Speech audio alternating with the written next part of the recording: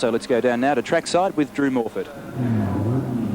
He's probably a man that we should see out there on a bike instead of having him on our commentary team. But Gregg Hansford, it's most delightful to have you on our commentary team, but everybody must be wondering, why aren't you riding? Well, Drew, the biggest problem is that the factory are getting ready for the 1981 World Championships, which start in March next year. We went over to Germany a couple of months ago and did the German Grand Prix with the bikes, which was the last Grand Prix of the season. Then everything was sent back to Japan to be worked on and completed for the start of next season. So all I can say is that we haven't got any machinery. And I gather that just most of the factory effort is being thrown into your bike for next year.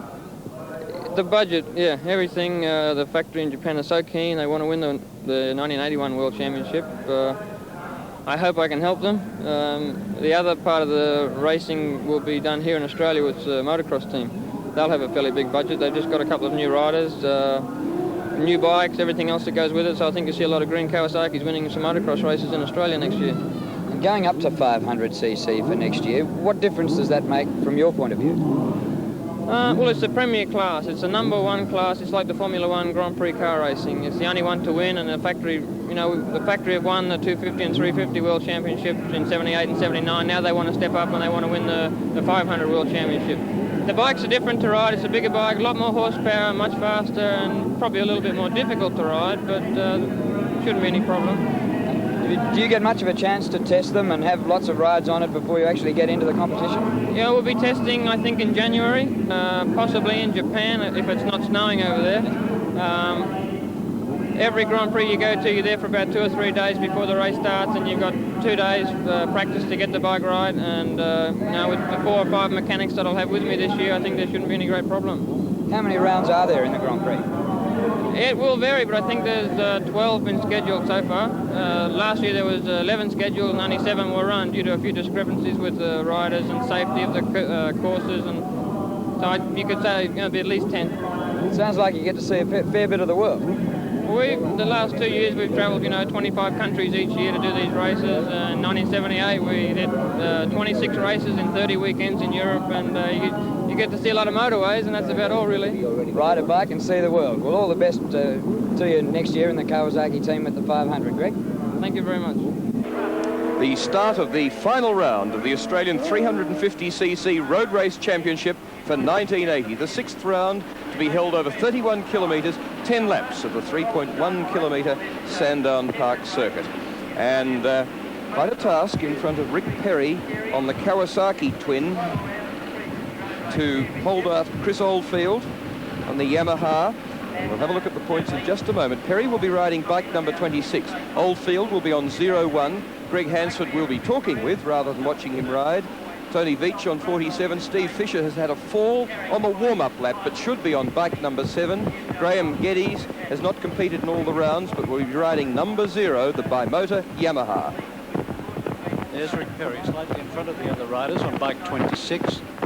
That's the Works Kawasaki KR350. As they get ready to start, his bike worth about $20,000 compared to $5,000 or $6,000 for the Yamahas he's racing against.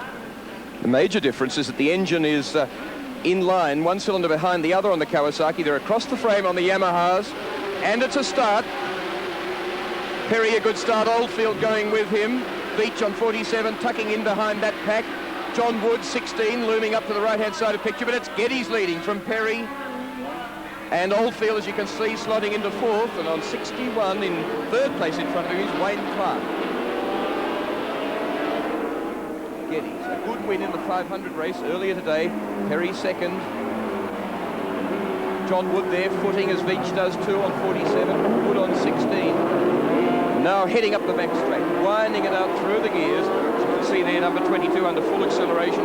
Glenn Middlemas getting the front wheel up. Perry's teammate Paul Cawthorne on 27, the only other Kawasaki in the event. And Cawthorne, of course, on a 250cc machine, as Geddes comes up to the top of the straight for the first time and dives down through Rothman's rise.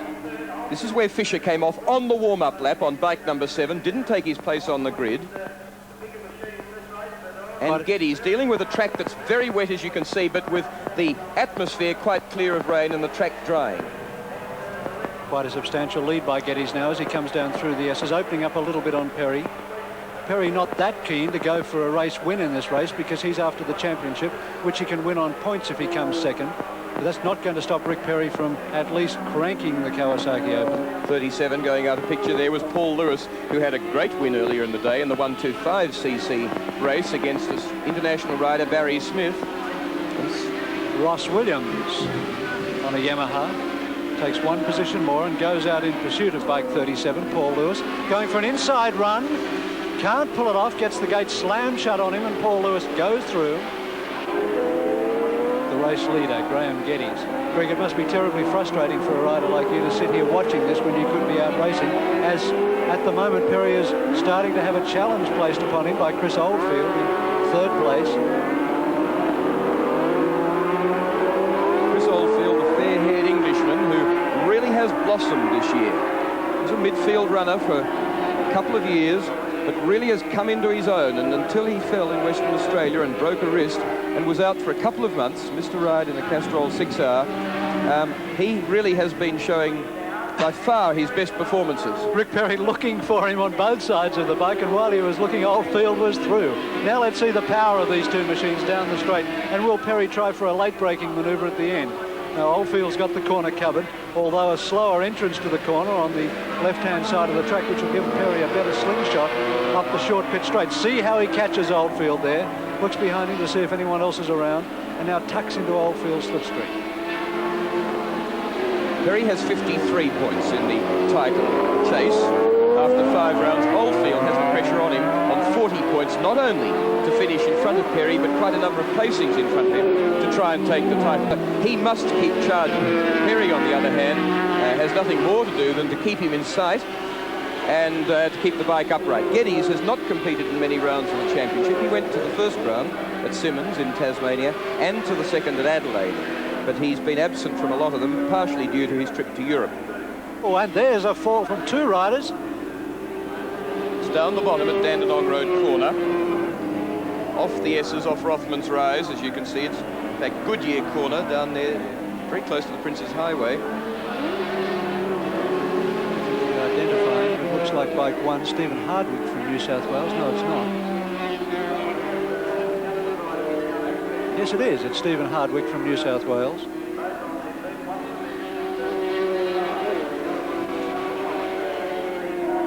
Greg, you can be down in an instant under these conditions on a track as wet and slippery as this.